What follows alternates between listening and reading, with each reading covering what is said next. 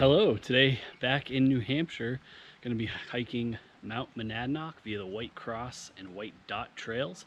For a full trail guide of Mount Monadnock via these two very popular trails, you can check the link in the description below. Back in my home state for this week's hike and hiking up super popular Mount Monadnock. Mount Monadnock was a place when I was a little kid. We used to come here all the time. And it's a really popular mountain, actually one of the most popular in the world. Rankings have it in the top 5 in various spots. And it's because it's so close to Boston. It's super short, but also gives you awesome views to the summit and also just the proximity to New York City as well. It's fairly accessible all around. It's going to be about a 3.5 to 4 mile hike, depending on the variation of trails you take.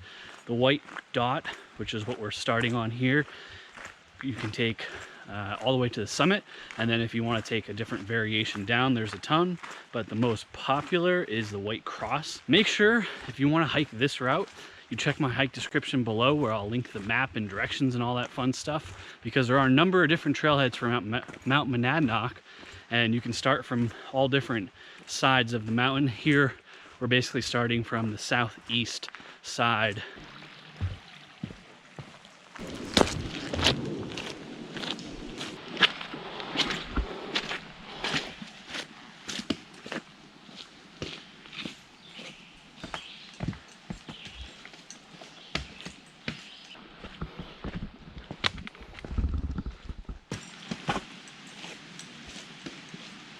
Just about a half mile in to the hike up Mount Monadnock here. You got your choice. Do you want to do White Cross or do you want to do White Dot trail first? Ultimately, it really doesn't matter. It's up to you. They both get you to the summit. White Dot is a little bit shorter, but not much. So it's up to you. I'm going to stay on White Dot because that's a pretty popular way to go, I would say. Just because most people are like, I don't know which way, go straight. There is scrambling on both. And I'll show you what that looks like when we get there, obviously. Man, I'm not used to this humidity, but it's a good time to talk about gear. For the hike today, you're gonna want a ton of water to fight that humid weather. Food, obviously. Prepare for elements, so, you know, rain jacket or layers to add if you get up top, because it's definitely gonna be a bit cooler up there, sometimes even cold. Even in the summer. Today I'm using my Hiker Hunger carbon fiber poles here. When I was younger, I thought hiking poles were for old people and people who sucked at hiking, but it could not be more incorrect. Hiking poles are great. Think of them as an extra limb or two, especially when you're hiking through mud like today. Surfaces that have lots of rocks and roots, i.e. all of New England. They're really a nice extra point of contact. And then on the way down, they really save your knees a lot because you can put some of the pressure of the hike into those poles and have a much more enjoyable descent. Everything I'm using on the hike today, bag, hiking poles, of course, all virtual Sherpa gear as well. You can check all of that in the links in the description of the video. Since we're talking about hiking poles already, there's a ton of them out there. What I look for is a couple of things. Obviously, I like to support local companies.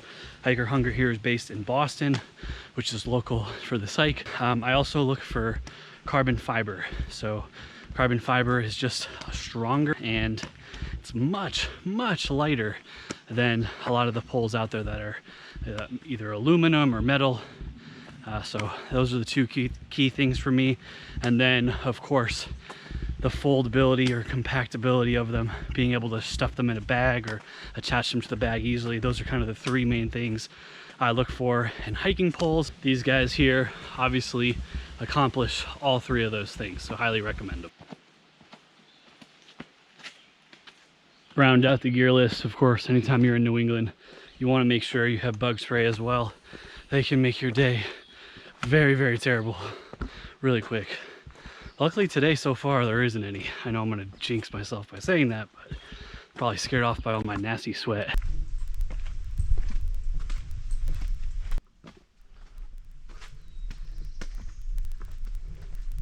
About 3/4 into the hike here, 3/4 miles that is, you're gonna have your second trail junction here. You're just gonna wanna stay left for the most direct route up Mount Monadnock. If you went right, You can basically link up to a bunch of other trails and potentially mountains as well. Just at the base of some of the first climbing here. So let's talk about the climbing on this hike. As you can see, you could go up straight here. This is class, maybe low 3, 2 definitely. Or in this case, there's a workaround trail. As you're working up Mount Monadnock, just keep an eye out for options. There's usually gonna be multiple spots to go when you're hiking up something. So if something seems too hard, there's most likely gonna be a workaround. If you have no idea what I'm talking about when I say class 2, class 3, again, you can check the hike description below where I have a link to the YDS system, which ranks climbs basically from hikes all the way up to rock climbs, and you can see what class 3 means.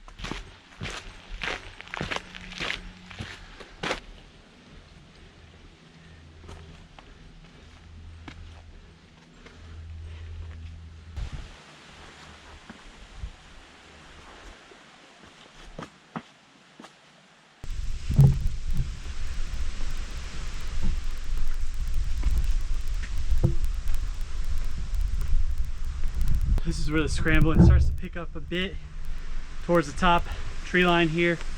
But again, just try to find a route that works for you. There's tons of them.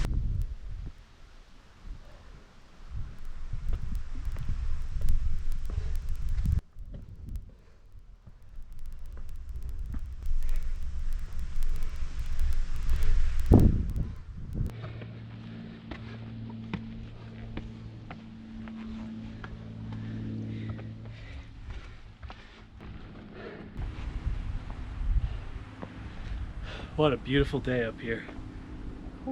Nice thing about most of the scrambling on Mount Monadnock is that it's pretty slabby, and like right here is a good example. There's character to the rock, so it's not just flat. There are sections that are flat like here, so you definitely want to make sure you have good footwear, has decent grip, especially when it's wet. Probably would avoid this hike altogether. It's been a long time since I've done this, so I'm living this all, but scrambling so far, super mellow.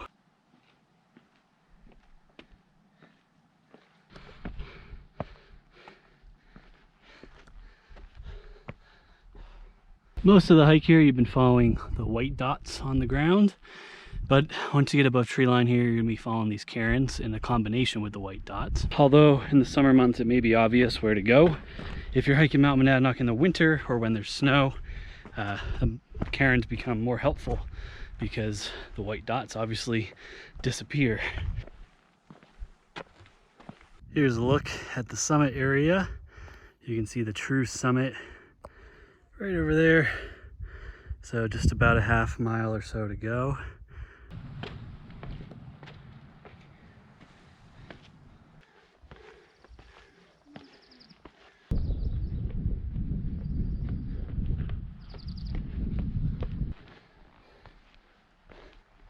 As you get up towards the top of Mount Monadnock, you can see there's just endless variations here.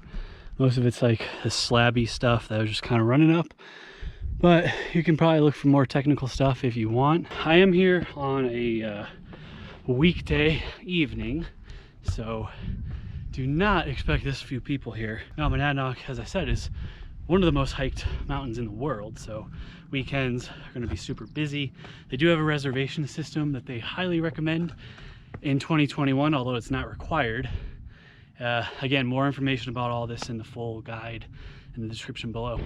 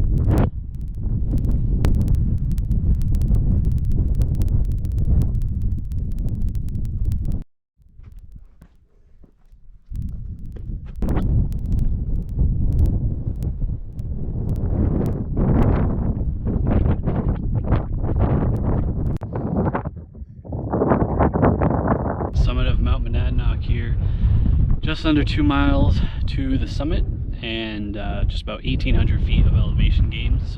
So short but sweet. Couldn't ask for better views up here. Good weather, nice breeze going on. So just gonna enjoy the summit for a bit and then head back down the White Cross Trail. So I'll show you guys that on the way down as well. To start your descent, whether you're taking White Dot or White Cross, make sure you head down those same south-east slopes, and then you're just going to continue back following the cairns this way. As you're heading down Mount Monadnock here, this is the trail junction you would have passed on the way up. So you definitely can just go back White Dot. I am going to head down White Cross here. As the sign says, it's the least steep descent. So basically it's a little bit longer and less technical. My quads are blown out from a triathlon about a week ago. So I could use the little break on my legs. And I don't think I've ever done the White Cross Trail before. So it'll be interesting to spice it up a bit, but it will get you back to the same trailhead as White Dot did. It just adds, like I said, a little bit of distance. Linger much on the summit of Monadnock, so I can give a couple notes now as I'm headed down. It's definitely a classic mountain for a reason. It's not super hard, it's very, very short, but it gives you a nice taste of scrambling. On a beautiful day like today, you get awesome views as well for really not that much effort. The negatives are, it isn't a state park. I don't know when New Hampshire State Park started doing this. Perhaps it was something it's always been, but apparently none of them allow dogs, which seems kind of crazy to me. Ultimately, that probably falls back on shitty dog owners, but it is what it is. So you can't bring dogs on this one, even though it's certainly a dog-friendly hike in terms of terrain, but definitely family-friendly hike as well. I'm literally seeing dog prints in the mud as we speak, so clearly dogs have been on this mountain, but they're just not allowed.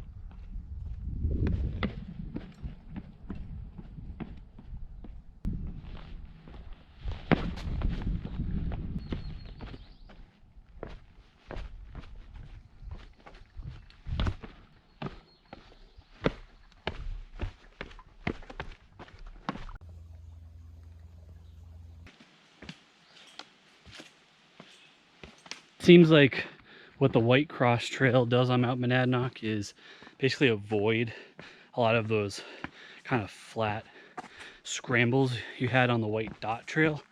So you're still working your way down, you know, the mountain on pretty steep incline, but it's more so on these kind of boulders and small rocks and mud versus sharp incline that you were getting on some of those scrambles. So honestly, so far they're both good trails.